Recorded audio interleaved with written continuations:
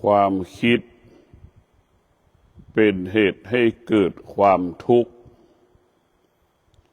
ความอยากก็เป็นเหตุให้เกิดความทุกข์เกิดความคิดก็เกิดความอยากเมื่อเกิดความอยากก็เกิดความคิดพวกเราทั้งหลายชีวิตของเรา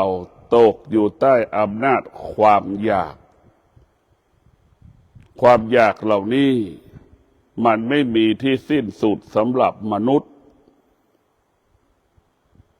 ความคิดก็ไม่มีที่สิ้นสุดสำหรับมนุษย์มนุษย์ที่เกิดมาแล้วได้รับการอบรมสั่งสอนได้รับการฝึกฝนอบรมจิตมนุษย์ที่เป็นผู้รู้ก็จะอยู่เหนือความคิดอยู่เหนือความอยากเท่าทานความอยากเท่าทานความยิกเข้าทานความคิดเมื่อความอยากไม่เกิดก็ไม่ได้มีความทุกข์เมื่อความคิดไม่เกิดก็ไม่มีความทุกข์ความทุกข์เกิดเพราะความคิดความคิดเป็นเหตุให้เกิดความทุกข์ความอยากก็เป็นเหตุให้เกิดความทุกข์ความทุกข์ทั้งหลายก็เกิดจากความอยากถ้าเราตัดความอยากไปได้ตัดความคิดไปได้ชีวิตเราก็ไม่มีอะไรผู้ที่ไม่ได้ฝึกจิตไม่ได้อบรมจิตก็จะให้ค่าความอยากเป็นสิ่งที่มีค่าให้ค่าความคิดเป็นสิ่งที่มีค่าเพราะจิตเป็นผู้ไม่รู้จึงตกอยู่ใต้อำนาจความอยากจึงตกอยู่ใต้อำนาจแห่งความคิดพวกเราทั้งหลายเราตกอยู่ใต้ความอยากตกอยู่ใต้ความคิดความคิดและความอยากเปรียบเสมือนไวรัสโควิด -19 แพร่กระจายไปทั่วโลกไม่มีประเทศไหนในโลกที่ไม่ติดโควิดไม่เกิดกับประเทศนั้นไม่มีในโลกฉันใดความอยากมีทุกประเทศในโลกใบนี้ทุกคนมีความคิดเหล่านั้นก็เป็นบ่อเกิดแห่งความอยากทั้งสิ้นไม่มีความคิดไหนจะดับความทุกข์ได้ไม่มีความคิดไหนที่จะดับความอยากได้มันมีแต่สติเท่านั้นที่จะดับความคิดมีสติเท่านั้นที่จะดับความทุกข์มีสติเท่านั้นที่จะหยุดยั้งความอยากมีสติเท่านั้นที่จะหยุดยั้งความคิดพวกเราทั้งหลายความคิดเปรียบเสมือนเห็บมันกระโดดหรือเป็นหมัดนั่นแหละมันกระโดดไปกระโดดมากระโดดไปที่ตาเห็นรูปก็เกิดความอยากกระโดดไปที่หูได้ยินก็เกิดความอยากชีวิตเราจึงตกอยู่ใต้อำนาจความอยากที่มันอาศัยตาหูจมูกลิ้นกายใจเราก็ตกอยู่ใต้อำนาจของความคิดเช่นเดียวกันความทุกข์ก็อาศัยตาหูจมูกลิ้นกายใจเราก็ตกอยู่ใต้อำนาจแห่งความทุกข์ที่มันอาศัยตาหูจมูกลิ้นกายใจความสุขก็เช่นเดียวกันอาศัยตาหูจมูกลิ้นกายใจเมื่อเราตกอยู่ใต้อำนาจของอายตนะเมื่อไหร่ชีวิตเราก็จะลำบากนะพวกเราทั้งหลายตาหูจมูกลิ้นกายใจนะพวกเราทั้งหลายมันเป็นต้นกำเนิด ความคิดความทุกข์ความสุขอยู่ตรงนี้ตลอดเวลาบุคคลที่ฝึกจิตบุคคลที่มีสติก็จะเท่าทานความอยากเท่าทานความคิดพินิจพิจารณาความอยากความคิดหาวิธีการที่จะหยุดยั้งความอยากหาวิธีการที่จะหยุดยั้งความคิดผู้ที่ปฏิบัติธรรมจึงรู้ว่ามีสติรู้เท่าทันความคิดมีสติรู้เท่าทันความคิดเมื่อเรามีสติรู้เท่าทันเราก็ปิดประตูเราก็ไม่ให้ความคิดเข้ามาสู่ในเขตของเราบ้านของเราปิดประตูรั้วบ้านปิดประตูบ้านเราก็รู้แล้วมันจะมาเคาะประตูเราก็ไม่เปิดเพราะเรารู้มันจะมาเคาะประตูบ้านเราก็ไม่เปิดในพวกเราทั้งหลายผู้ที่มีสตินั้นจะมีความมั่นคงผู้ที่มีสติจะมีความมั่นคงในการรับรู้การรับรู้ใดๆจะไม่ทำให้ดวงจิตของผู้ที่มีสติสะเทือนและหวั่นไหวผู้ที่มีสติจะมีความมั่นคงในคุณของอยู่ในคุณของศีลสมาธิปัญญาผู้ที่มีสติจะอยู่ในคุณของวิชาปัญญาอยู่ในคุณของขันติวิริยะภาคเพียรในพวกเราทั้งหลายเพราะฉะนั้นผู้ที่มีสติเป็นผู้ที่มีอาวุธมากผู้ที่มีสติเป็นผู้ที่มีอาวุธมาก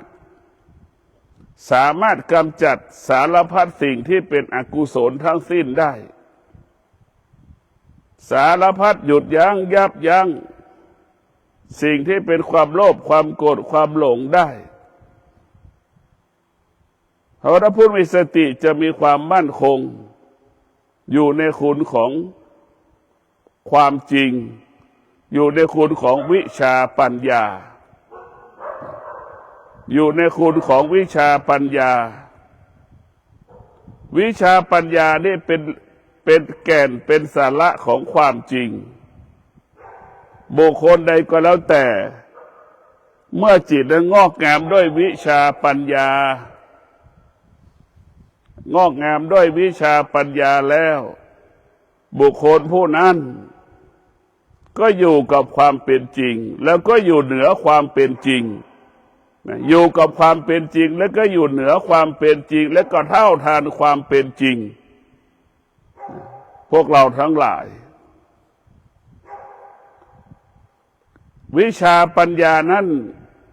เป็นความจริงชั้นเลิศเมื่อเรามีวิชาปัญญา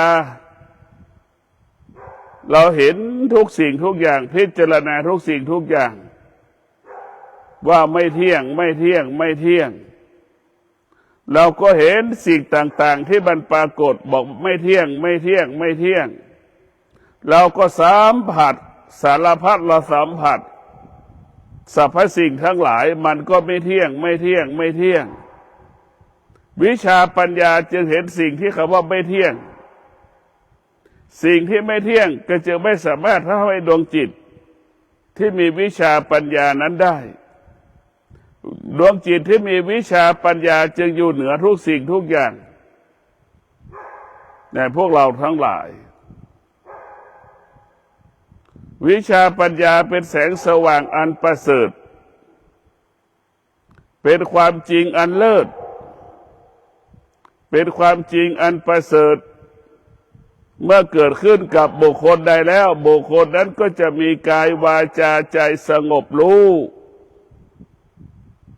มีกายวาจาใจสงบนิ่งรู้มีกายวาจาใจรู้ รู้เท่านั้นแต่พวกเราทั้งหลายคนส่วนมากเรียกว่าคนส่วนมากของโลกใบนี้ลำบากเพราะกินลำบากเพราะอยู่เรียกว่าลำบากเพราะความเป็นอยู่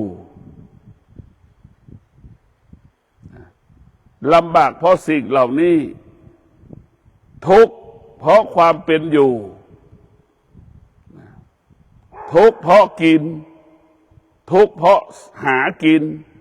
ทุกข์เพราะประกอบอาชีพ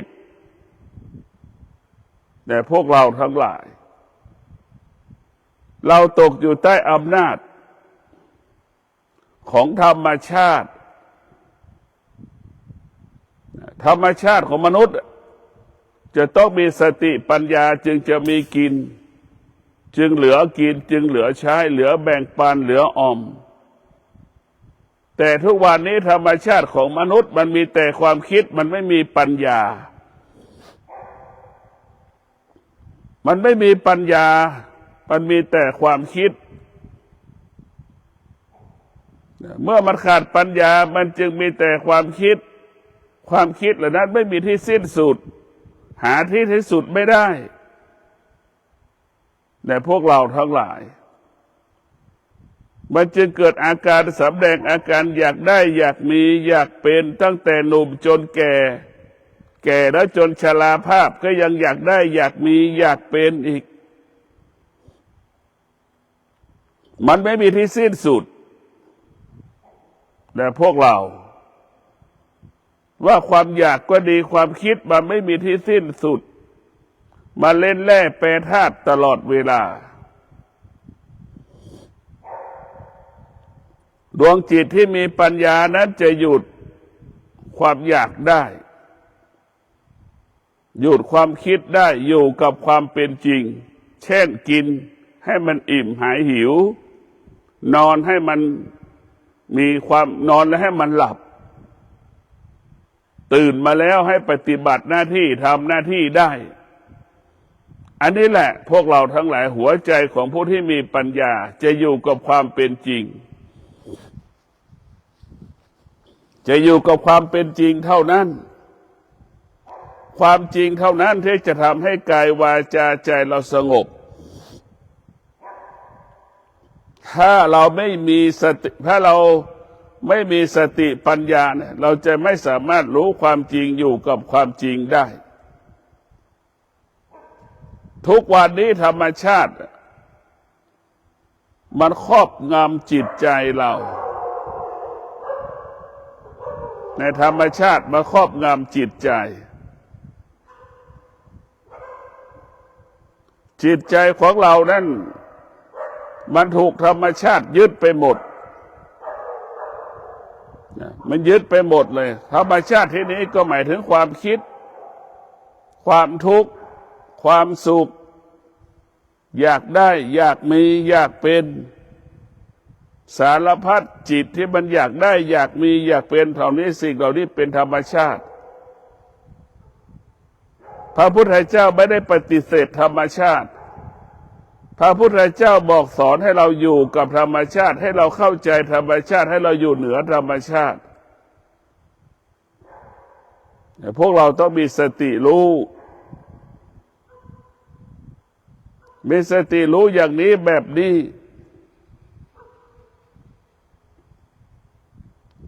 พวกเราต้องพิจารณาชีวิตของเราต้องดูแลและรักษา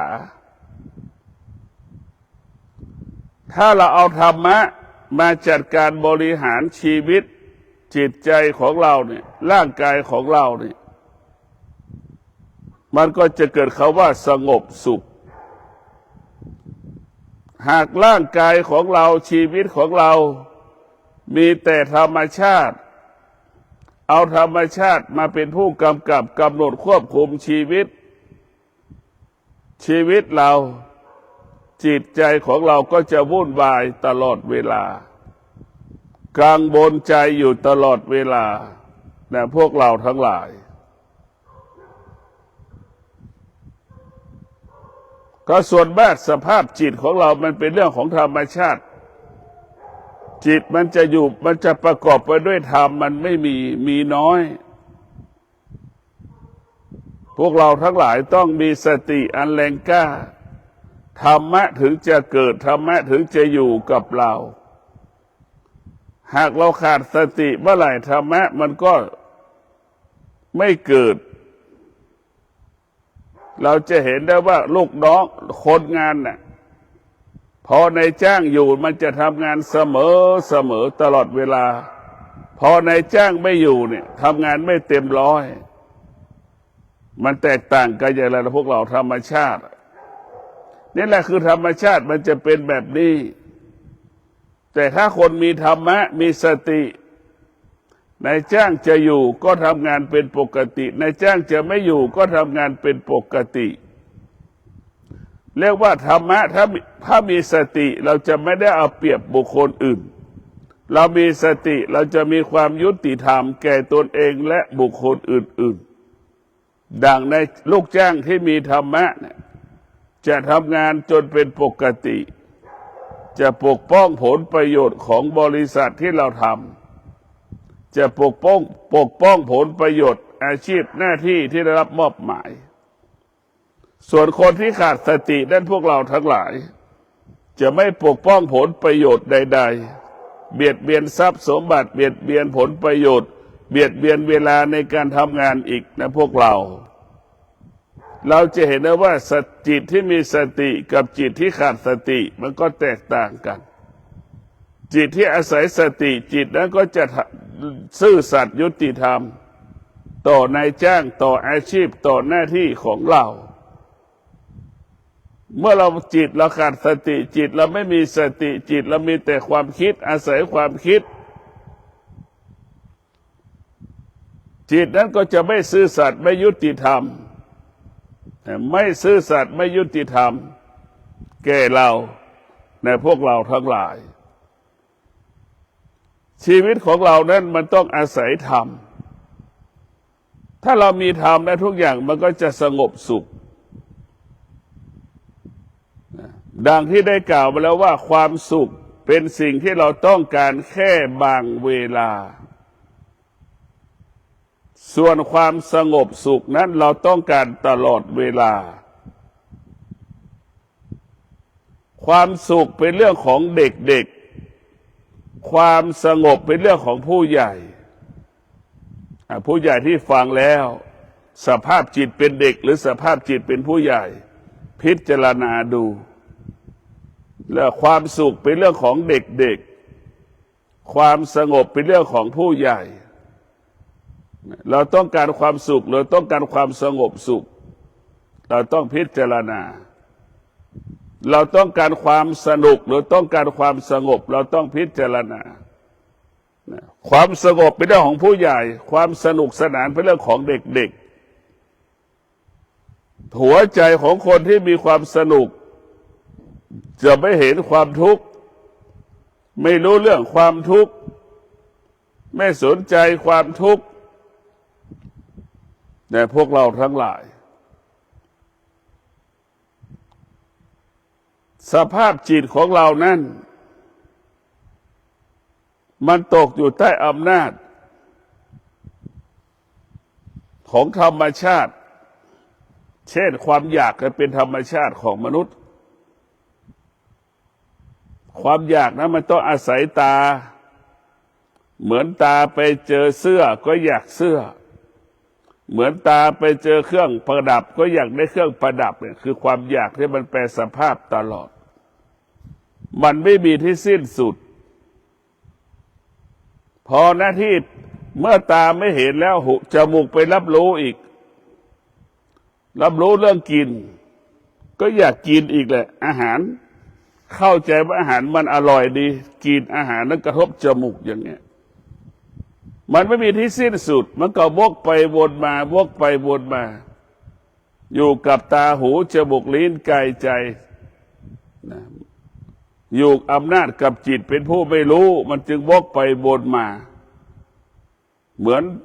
ชาวโลกทั้งหลายวกไปวนมากับพ่อแม่สามีภรรยาลูกนั่นแหละ อยู่ตรงนั้นแหละพวกเราทั้งหลายวกไปวนมาวันหนึ่งอยู่ตรงนี้แหละพ่อแม่สามีภรรยาลูกวกไปวนมาการกินนั่นแหละมันมีอะไรอีกวกไปวนมาซ้ำๆซากๆการกินจะกินอะไรอยู่ตรงนี้แหละพวกเรากินแล้วก็นอนกินแล้วก็หลับกินแล้วก็ทำงานพวกเราการเกิดเป็นมนุษย์นี่มันลำบากกว่าควายนะควายมันไม่ลำบากเท่ากับมนุษย์แต่พวกเราทั้งหลายควายมันไม่มีถ้วยควายมันไม่มีช้อนไม่มีหมองไม่มีมุ้งของเราได้มีสารพัดบ้านหนึ่งหลังเท่ากับซุปเปอร์มาร์เก็ตมีแทบทุกอย่างในบ้านหลังนั้นนึกดูแล้วมันไม่ทุกข์ได้ยังไงมันไม่ลำบากได้อย่างไรมันไม่วุ่นวายได้ยังไงมันไม่กังวลใจได้อย่างไรมันเต็มไปด้วยสิ่งสมมติทั้งหมดทั้งสิ้นเต็มไปด้วยสิ่งสมมติพวกเราทั้งหลายเราต้องพิจารณาว่าสิ่งเหล่านี้มันเต็มไปด้วยสิ่งสมมติมันลำบากอะไรที่เป็นสิ่งสมมติมันทำให้เราไปหลงไปติดหมดคำว่าแม่พ่อก็เป็นสิ่งสมมุติคำว่าสามีภรรยาก็เป็นสิ่งสมมุติคำว่าลูกก็เป็นสิ่งสมมุติคำว่าสุขคำว่าทุกข์นี่ก็เป็นสิ่งสมมุติมันสมมุติกันขึ้นมาทั้งหมดเมื่อโลกใบนี้มันเต็มไปด้วยสิ่งสมมุติมันก็เกิดความทุกข์เหมือนสมองมนุษย์เต็มไปด้วยสิ่งสมมุติมันก็เกิดความทุกข์เมื่อจิตของเราเต็มไปด้วยสิ่งสมมุติมันก็เป็นทุกข์พวกเราทั้งหลายเราบัญญัติหรือสมมุติมันไม่มีคำว่าจบมันเต็มไปหมดหูเอาตาก็ไปติดไอ้สิ่งสมมุติอันนี้มันกี่ร้อยอย่างกี่พันอย่างที่ตามันสัมผัสแล้วมันเกิดความอยากและไปติดในความอยากไปติดสิ่งที่รับรู้เอานึกดูดิถ้าความตามันมีความอยากแล้วมันต้องการสิ่งที่มันรับรู้เนี่ยมันจะไปขี่รับมันก็เป็นรับรถปิกอัพเช่นเดียวกับหูของเราถ้ามันรับรู้แล้วมันเกิดความอยากนะถ้าเป็นวัตถุสิ่งของนั้นมันเท่าไหร่ล่ะจมูกเราก็เลยเป็นเช่นนั้นลิ้นก็เป็นเช่นนั้นกายและใจเราก็เป็นเช่นนั้นและพวกเราทั้งหลายมันเต็มไปหมดเต็มไปด้วยสิ่งสมมุติเต็มไปด้วยความอยากเรามาปฏิบัติธรรมนี่เราจะมาหยุดยั้งความอยากเรามาปฏิบัติธรรมเราจะมาหยุดยั้งความคิดเราจะมาหยุดยั้งความคิดเราจะมาหยุดยั้งความรู้สึกเราจะต้องหยุดความรู้สึกอันเป็นเชื้อโรคร้าย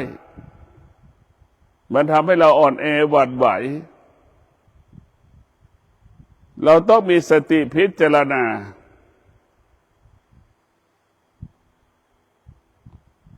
ชาวโลกอยู่กับคำว่ากินกินได้เป็นหลักกินด้วยธรรมะเนี่ยไม่มีส่วนมากจะกินด้วยกิเลสทั้งสิ้นกินด้วยธรรมะกินแล้วมีสติกินด้วยสติอยู่ด้วยสตินอนด้วยสติตื่นด้วยสติและอยู่ด้วยธรรมะส่วนมากชาวโลกมนุษย์ทั้งหลายอยู่ด้วยอารมณ์อยู่ด้วยความรู้สึกอยู่ด้วยกับอารมณ์กับความรู้สึกแต่พวกเราทั้งหลายอารมณ์ความรู้สึกเหล่านี้มันก็เหมือนไวรัสเชื้อไวรัสนั่นแหละแพร่กระจายไปสู่คนมันกลายเป็นประเพณีกลายเป็นวัฒนธรรมของสังคมมนุษย์แต่พวกเราทั้งหลายดวงจิตของผู้ปฏิบัติธรรมนั้นจะมีแต่คำว่าสติมีแต่สติจะไม่มีความคิดส่วนดวงจิตของผู้ที่ไม่ปฏิบัติธรรมจะมีแต่ความคิดค ความคิดเป็นเหตุให้เกิดความทุกข์ความทุกข์เป็นเหตุให้เกิดความคิดมันก็อยู่ที่เดียวกันหมดดังมะม่วงดิบนั่นแหละกับมะม่วงสุกนะพวกเราทั้งหลายความคิดกับความอยากเนี่ยมันอยู่ที่เดียวกันมันซ้อนกันมันต้องเหมือนกันอาศัยกันมันต้องอาศัยกันตลอดเวลาในพวกเราบุคคลที่ใดบุคคลใดๆก็แล้วแต่หากได้รับการฝึกฝนอบรมแล้วเนี่ยบุคคลผู้นั้นจะซื่อสัตย์ยุติธรรมแก่ตนเองเช่นผู้ที่มาปฏิบัติธรรมถ้ามีธรรมะ100%ก็จะทำหน้าที่การเป็นนักปฏิบัติสมบูรณ์แบบถ้านักปฏิบัติคนไหนยังมีสติที่อ่อนแอมีสติที่หวั่นไหวนักปฏิบัติธรรมผู้นั้นไม่ประสบความสำเร็จในการปฏิบัติธรรมนักปฏิบัติธรรมต้องมีสติจึงจะประสบแต่เขาว่าสำเร็จนักปฏิบัติธรรมคนไหนขาดสติก็ไม่มีโอกาสได้ประสบความสำเร็จในการปฏิบัติธรรมเมื่อนักปฏิบัติธรรมต้องการความสงบนักปฏิบัติธรรมก็มีสติที่จะบำเพ็ญเพียรภาวนาบำเพ็ญเพียรภาวนาในพวกเราทั้งหลายเราต้องพิจารณาหัวใจของผู้ปฏิบัติธรรมก็คือทำให้กายสงบทำให้ใจสงบเรียกว่ากายวาจาใจเท่านั้นสงบสงบรู้จะนั่งก็รู้จะนอนก็รู้ให้เราสงบรู้ยืนก็รู้ขวาย่างก็รู้ซ้ายย่างก็รู้ให้เรามีสติรู้อยู่ตลอดเวลาชีวิตของมนุษย์เมื่ออยู่กับธรรมะความทุกข์ก็จะคลายหายไป50%มนุษย์ที่ไม่มีธรรมะความทุกข์ก็จะอยู่กับบุคคลผู้นั้น100%ธรรมะกับไม่มีคนที่มีธรรมะกับคนที่ไม่มีธรรมะย่อมแตกต่างกันธรรมะก็หมายถึงสติคนที่ขาดสติกับคนมีสติก็แตกต่างกันบุคคลที่มีสติก็จะมีวิริยะภาคเพียรเป็นเลิศมีความอดทนเป็นเลิศในการดำเนินชีวิตในการประกอบอาชีพในการปฏิบัติหน้าที่แต่พวกเราจะเป็นเช่นนี้เป็นแบบนี้เมื่อชีวิตของเรามันเติบโตเติบใหญ่เติบโตเติบใหญ่ด้วยธรรมแล้วนี่มันจะมั่นคงตลอดเวลามั่นคงดังบุคคลที่มีธรรมเห็นไหมมันจะสงบคนที่ไม่มีธรรมเนี่ยมันไม่สงบเลยคนขาดสติเนี่ยไม่มีคำว่าสงบแต่พวกเราสงบไม่มีแต่เขาว่ากังวลใจมีแต่เขาว่าความทุกข์ใจตลอดเวลาเนี่ยกังวลใจอยู่ตลอดเวลาเนี่ยดังแม่บางคนเช้านี่ตื่นตี 4นอนยังไม่ยอมตื่นนอนอย่างเนี้ยก็กังวลใจไม่มีอะไรให้ลูกกินกังวลใจไม่มีสตางค์ให้ลูกไปเรียนหนังสืออย่างเงี้ยนี่คือกังวลใจละพวกเราทั้งหลายผู้ที่มีสติจะรู้จักประมาณตนผู้ที่มีสติจะรู้จักการประมาณตนจะรู้จักชีวิตค่าใช้จ่ายตัวเองทุกวันนี้คนขาดสติใช้จ่ายเกินตัวเรียกว่าขาดสติ คนที่มีสติก็จะรู้จักตนเองใช้จ่ายรู้จักประมาณตนมันจึงมีชีวิตอยู่ได้ด้วยธรรมธรรมจะเกิดความว่ายุติธรรมในการใช้เงินมีความยุติธรรมในการใช้จ่ายจะให้มีความยุติธรรมในการอยู่ร่วมกันการกินกันอยู่พวกเราทั้งหลายคนที่ขาดสติก็จะไม่มีความยุติธรรมให้กับตนเองไม่มีความยุติธรรมเขาว่ายุติธรรมเนี่ยไม่มีแต่พวกเราทั้งหลายบุคคลที่มีสติก็จะมีความเป็นธรรมตลอดเวลาซื่อสัตย์ต่อตนเองซื่อสัตย์ต่ออาชีพหน้าที่ตนเองจะทำหน้าที่ตนเองเสมอเหมือนเจ้าของอยู่นั่นแหละเจ้าของไม่อยู่เราก็ทำหน้าที่ของเราเสมอเหมือนเจ้าของที่อยู่กับเรานั่นแหละคนที่ขาดสติเจ้าของไม่อยู่ก็ทำงานบ้างไม่ทำงานบ้างทำงานไม่เต็มร้อยนั่นแหละพวกเราทั้งหลายคนที่ขาดสติจะไม่มีความยุติธรรมจะไม่มีความซื่อสัตย์ต่อตนเองและบุคคลอื่นๆพวกเราต้องพิจารณาดูไอ้การปฏิบัติธรรมก็คือให้เรารู้สึกตัวกินก็ให้รู้นอนก็ให้รู้ให้เรารู้หมดกินก็ให้รู้นอนก็ให้รู้ถ้าเรารู้แล้วพวกเราทั้งหลายกินนอนรู้เราก็รู้จักตัวเองกินให้มันอิ่มนอนให้มันหลับอย่างเงี้ยเราจะจัดการตัวเองเป็นเราจะไม่สร้างเงื่อนไขให้กับชีวิตตนเองเราจะไม่สร้างบาปกรรมให้กับตัวเองเราจะอยู่กับความเป็นจริงเท่านั้นกินแค่อิ่มนอนแค่หลับตื่นมาแล้วได้ทำงานปฏิบัติหน้าที่ให้มันเกิดความว่าสมบูรณ์แบบก็จบแล้วพวกเราทั้งหลายเราต้องพิจารณาสิ่งที่เราลวงรู้ส่วนมากเราไม่รู้เพราะเราไม่ได้พิจารณาชีวิตเราจงแยกแยะให้ได้สิ่งที่เราควรรู้เนี่ยพวกเราทั้งหลายสิ่งที่มันเป็นธรรมก็ควรรู้สิ่งมันไม่เป็นธรรมก็ควรรู้หมดแต่รู้ของการปฏิบัติธรรมรู้เพื่อละไม่ได้รู้เพื่อสะสมสิ่งที่เรารู้ในพวกเราทั้งหลายพิจารณาธรรมะนั้นรู้แล้วก็ทิ้งไปเหมือนเรากินเราขี้ให้เป็นอย่างนั้นแหละรู้แล้วก็ทิ้งรู้แล้วก็ทิ้งถ้าเรากินแล้วไม่ขี้เราจะนึกดูเ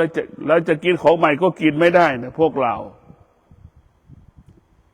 ต้องมีสติพิจารณามีสติพิจารณาเมื่อเรามีสติพิจารณาแล้วเราจะทำอะไรก็ง่ายทำอะไรก็สะดวกพวกเราทั้งหลายหากเราขาดสติเราก็จะวุ่นวายตลอดเวลาของที่มันง่ายก็กลายเป็นของที่มันยากของที่มันหนักก็กลายคนที่มีสติก็เป็นของเบาคนที่ขาดสติของที่มันเบาก็กลายเป็นของที่มันหนักมันจะต่างกันพวกเราทั้งหลายชีวิตของเราต้องเป็นเรื่องของธรรมะนั้นจะอยู่กับความเป็นจริงให้เรารู้เรื่องความจริงให้เราอยู่กับความเป็นจริงทุกวันเราเห็นความจริงว่าความทุกข์เป็นความจริงทุกข์เพราะเราเกิดเพราะทุกข์เพราะเรามีความอยากทุกข์เพราะเรามีความต้องการเราทุกข์เพราะเรามีความคิดที่มันไม่จบไม่สิ้นพวกเราทั้งหลายบรรทุกเพราะสิ่งเหล่านี้เราต้องมีสติในการดำเนินชีวิตด้วยธรรมถ้าชีวิตเราอาศัยธรรมพึ่งธรรมแล้วชีวิตเราก็เจริญรุ่งเรืองงอกงามธรรมะมันว่าด้วยเรื่องความจริง ส่วนมากธรรมะคือจะเน้นให้เราพึ่งพาตนเองอาศัยตนเองไม่ยึดติดกับลูกกับหลาน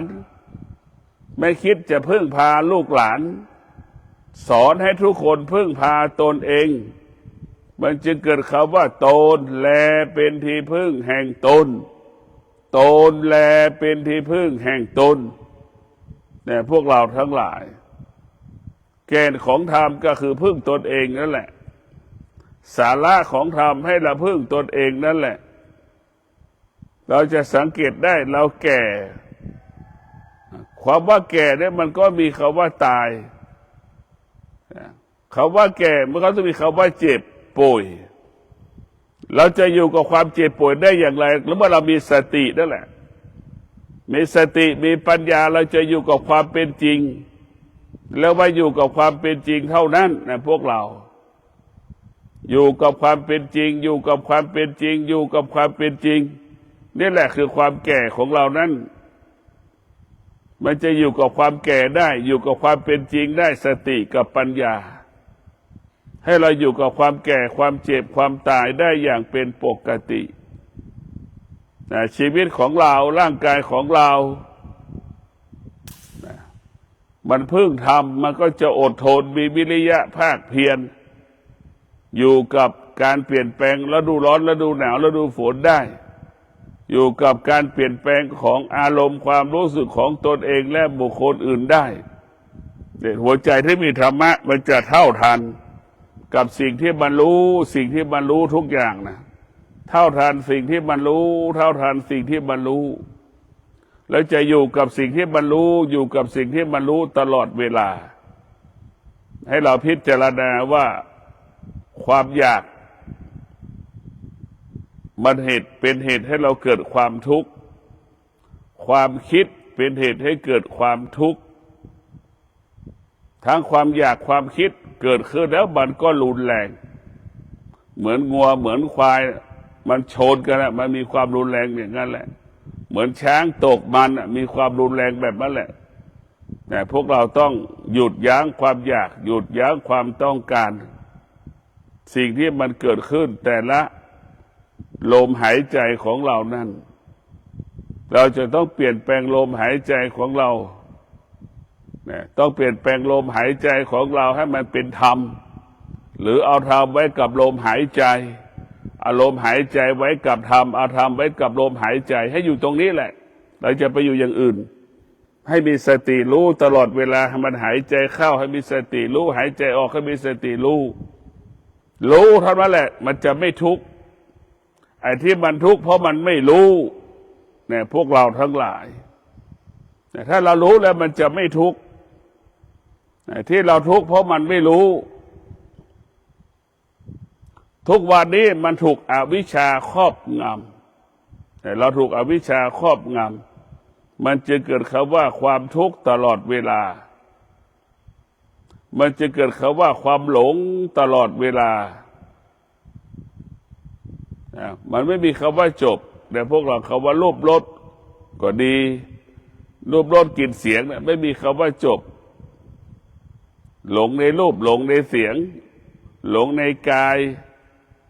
พวกเราทั้งหลายไม่มีคำว่าที่สุดมันเป็นธรรมชาติของมนุษย์แต่มนุษย์ได้รับการฝึกฝนอบรมและธรรมชาติมันก็จะหายไปจากชีวิตของเรา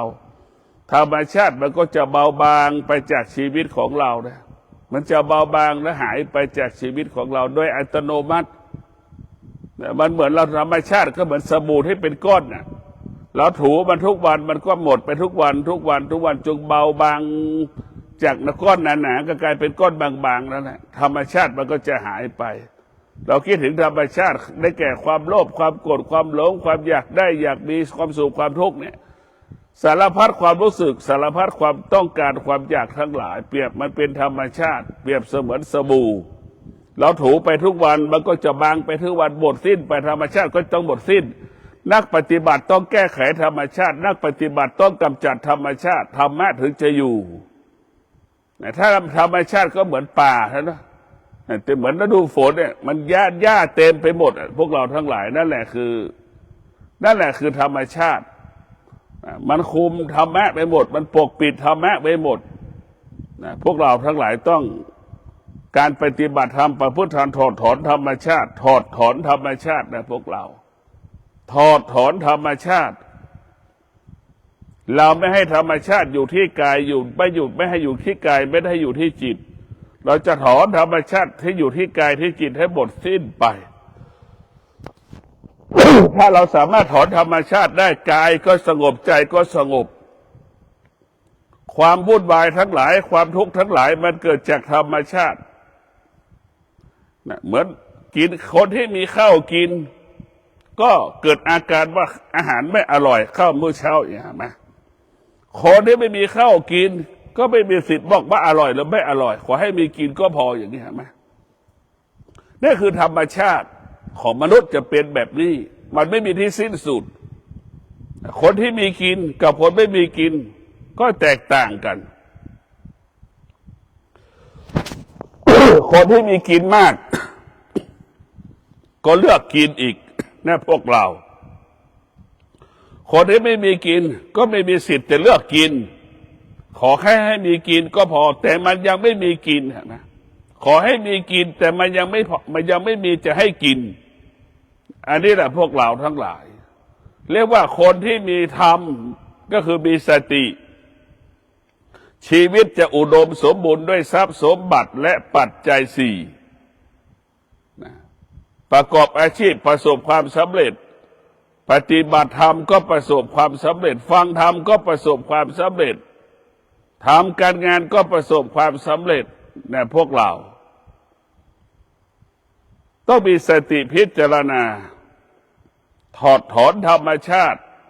ให้มันเหลือน้อยที่สุดเช่นความคิดความสุขความทุกข์เราจะให้มันเหลือน้อยที่สุดอันไหนที่เราหยุดได้เราก็จะหยุดอันไหนที่เรายับยั้งได้ก็ยับยั้งอันไหนที่ปลดเปลื้องออกได้ก็ปลดเปลื้องแต่พวกเราทั้งหลายขอให้พวกเราทั้งหลายมีสติพิจารณาขอให้พวกเราทั้งหลายได้มีสติพิจารณาหยุดยั้งธรรมชาติปลดเปลื้องธรรมชาติธรรมชาติก็หมายถึงความอยากนี่แหละเป็นธรรมชาติความคิดเป็นธรรมชาติถ้าเราเอาธรรมชาติออกไปจากกายจากจิตนะแล้วมันก็จะเหลือแต่ธรรมะธรรมะคือไข่แดงธรรมชาติคือไข่ขาวมันปกปิด